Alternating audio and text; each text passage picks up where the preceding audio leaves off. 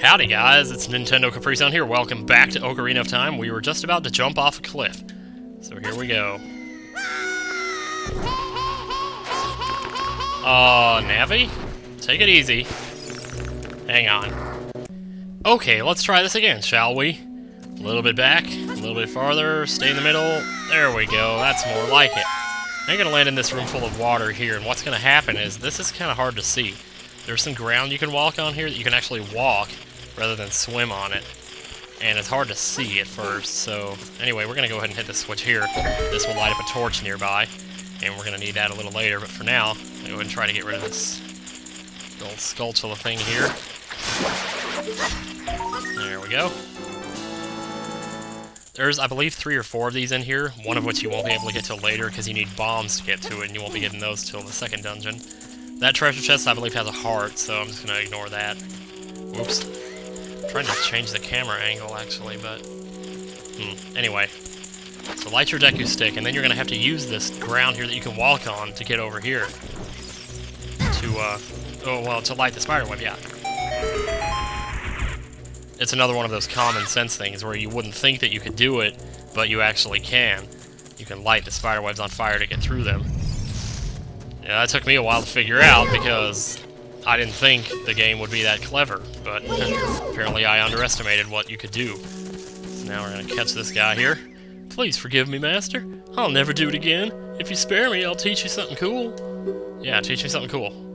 Never beat your brothers up ahead unless I punish them in the proper order. And what order is that? 2, 3, 1. 23 is number 1. If you're a Lost fan, that should be no problem to remember that. But even when I was a kid, I always thought 23 was a cool number. Not just because it was Michael Jordan's jersey number, but, I don't know. Something about prime numbers is always so appealing. I read something in a book once, and somebody asked, why does everybody think number 13 is unlucky? And he went into this big description about how, well, it doesn't match, you know, the handiness of the 5, the cheerfulness of the 7, the practicality of the 9, or the symmetrical beauty of the 11, you know, and all this stuff. Anyway, shut up and let's get in the water. And if you dive down here, you can hit a little switch. Am I over it? Shit, I wasn't over it. Huh. Okay, stop playing like a noob now. There we go. I still wasn't really over it there, but... Okay. So now we have to get back out of the water. There is a time limit on this, so... yeah, jump on the platform. And you can duck if you want, but I don't think you have to. You might have to in Master Quest. I'm not sure. Master Quest is like another version of Ocarina of Time that I hadn't actually heard of until like 6 months ago. It's a harder version. And I've never seen it in its entirety. I don't even want to imagine what the water temple is like in that game. Jeez. Water temples are a pain in the ass enough in this game.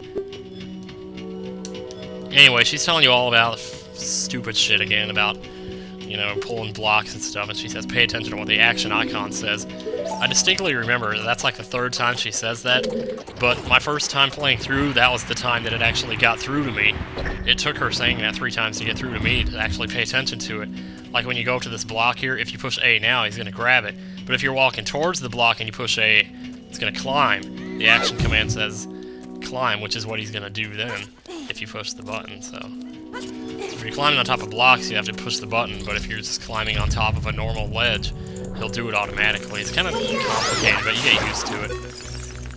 Okay, so, you might have noticed that a few seconds ago I stomped or actually killed a spider with a Deku stick. It's because the Deku stick is actually, like, twice as powerful as the sword is. It's some kind of secret they put in the game, I guess. You can use that on the boss, too. I don't know if I'm going to, though, because that's too much. You know, I'm still trying to get used to my buttons here, and I'm afraid I'd totally splooge it up if I tried to do that. Oh, dude. Don't be swinging like that. I guess I swung too soon. There we go. So in this room we have a torch and 2 places to go here. One of these leads to the gold Skulltula that's back behind a bombable wall. And I believe this is the one that leads to further in the dungeon, so we'll just do this for now. And put away the Deku stick. If you have a Deku stick lit, and you can use it for what you use it for, and then get rid of it before it goes out, you'll save the stick. and you won't actually consume it. But the only way to get, you know, like what you have to do is swing your sword or something to put the stick out, and then he just puts it back away. So we push this block here, and it's kind of hard to explain what this actually does, but what it does is it makes it so that you can actually get back over here from over there, because you can't jump here from there. You could jump over there from there on that little part of area that's hard to see, but like I said, it's hard to explain. I mean, don't even bother trying to explain it anyway. If you try to explain the water temple the way I'm trying to explain this place, then you're just going to end up confusing people more than anything, so let's head back over there, keep your sense of direction. Wait, I need to start that over. I screwed that up. Let's try that again, shall we? Jump straight across over to this over here, and then use your stick to swing it here and get through this. It might be too late, that stick's gonna be... Oh, we landed in the water, so I guess it's not a total loss. Oh, guess what? It's 23 is number 1. Alright. So target, use your shield. Boom! Don't get hit by any of the others in the meantime. It's weird holding what used to be L and R to actually do this, because on the N64 you hold Z and R, which Z is on the underside of the controller. In some ways, Z felt like pushing L on that controller anyway, though, so... Because that's where you had your left hand. So you use the same finger, basically. So...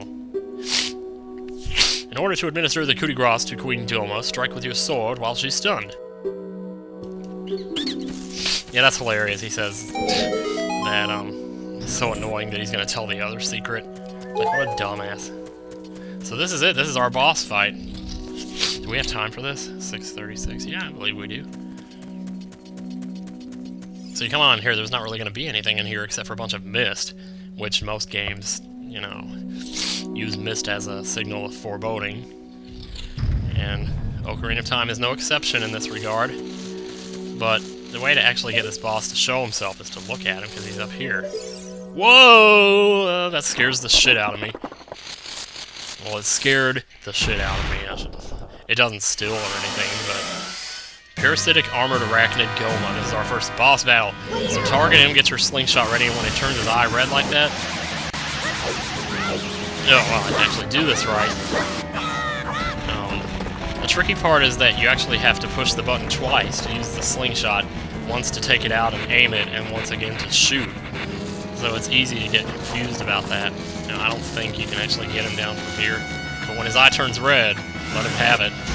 Stay targeted, and use your sword, or if you want, use a Deku stick. Just be aware that you're going to consume the stick by hitting him if you do that. But holy crap, he stayed stunned for a long time there. And that's it. I mean, if it got any easier, you could do it with your eyes closed. You really could. I mean, whatever. My nose started running. What the hell? I woke up this morning with a bloody nose. I hadn't had one of those in who knows how long. I used to get them all the time when I was a kid. So we get a heart container. Yay on that. And should we step into the thing? Yeah, 8:16, let's do it. Stop looking at your timer. It's no way to play a video game. Yeah, but yeah.